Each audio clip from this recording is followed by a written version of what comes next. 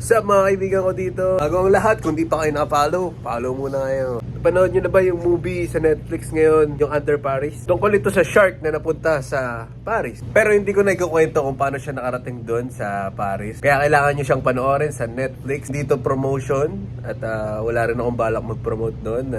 Gusto ko lang panoorin nyo siya dahil konektado siya dito sa vlog ko ngayon. Kasi kung magkakaroon siya ng Pinoy adaptation, yung Under Paris ay magiging title niya ay Under ka sa asawa mo.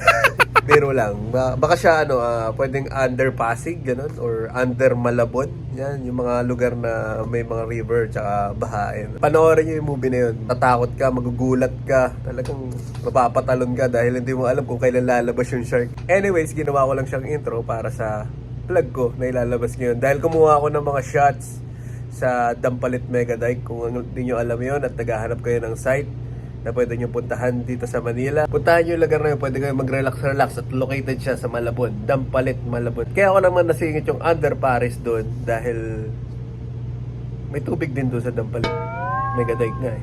So doon, pakita ko sa inyo yung mga clip kung gaano aganda sa Dampalit Mega Dike.